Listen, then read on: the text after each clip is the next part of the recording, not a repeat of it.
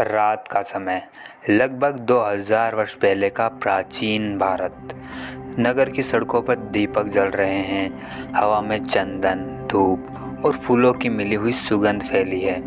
कहीं वीणा बज रही है, कहीं लोग पासों पर दाव लगा रहे हैं, कहीं रंगमंच पर प्रेम कथा का अभिनय चल रहा है और कई महलों की छतों पर स्त्रियां चांदनी में गीत गा रही है।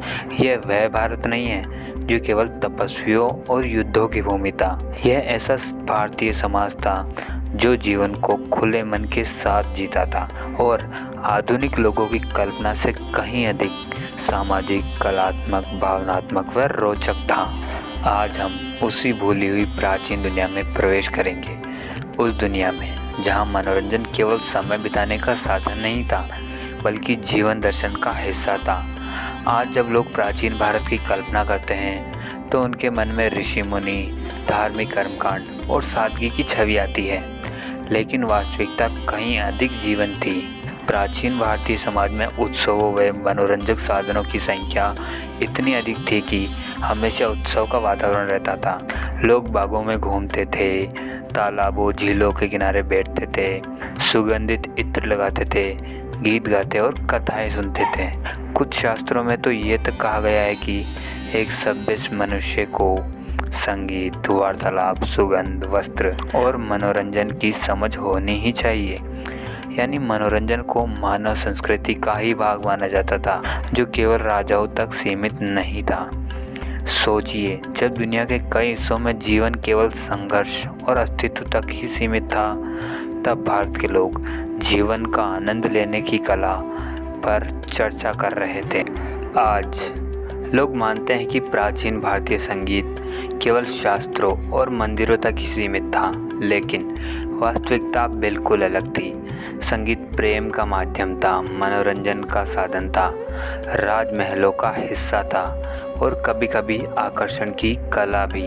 राज दरबारों में प्रशिक्षित संगीतकार रहते थे। कुछ महानगरों में नर्तकों और कलाकारों की पूरी बस्तियां होती थी, जहां रात के समय संगीत सभाएं होती थी। कल्पना कीजिए, रोशनी में सजा हुआ एक विशाल कक्ष जहां वीणा और बांसुरी की ध्वनि धीरे धीरे गूंज रही है। लोग पुष्पों से सजे हुए हैं और कवि प्रेम तथा वीर्य की कथा सुना रहे हैं। ऐसे दृश्यों का वर्णन हमें कई प्राचीन ग्रंथों और लेखों में मिलता है तथा ये शायद बहुत लोगों को चौंकाएगा, लेकिन प्राचीन भारत के बड़े नगरों में रात का सामाजिक जीवन काफ़ी विकसित था, जिनमें रात में बाजार खुलते थे, संगीत और नृत्य चलते थे, लोग समूहों में घूमते थे, कभी कभी पूरी रात उत्सव मनाए जाते थे। और सबसे रोचक बात, लोग केवल धार्मिक कारणों से बाहर नहीं निकलते थे बल्कि आनंद लेने निकलते थे। आज की तरह लोग मित्रों के साथ समय बिताते थे, मजाक करते थे, गीत सुनते थे, नाटक देखते थे और कभी कभी प्रेम संबंध भी वही बनते थे। तथा गणिका ग्रह भी सामाजिक जीवन का हिस्सा माने जाते थे। कुछ उच्च वर्गीय गणिकाएं केवल शारीरिक आकर्षण के लिए प्रसिद्ध नहीं थी, वह संगीत जानती थी, कविताएं समझती थी, वह वार्तालाप में निपुण होती थी। इसके अलावा प्राचीन भारत में पासों का खेल बहुत लोकप्रिय था। इस खेल में लोग अपना धन, आभूषण, संपत्ति व कभी-कभी राज्य भी दांव पर लगा देते थे। इसकी लोकप्रियता का उदाहरण हमें महाभारत में भी देखने को मिलता है। पासे के खेल के अतिरिक्त सार्वजनिक विशाल खेल प्रतियोगिताएं भी होती थी, जैसे पशु दौड़, रथ दौड़, मल्ल युद्ध जैसी शारीरिक प्रतियोगिताएं। किंतु खेल केवल मनोरंजन का साधन नहीं थे, वे सामाजिक प्रतिष्ठा का भी हिस्सा थे।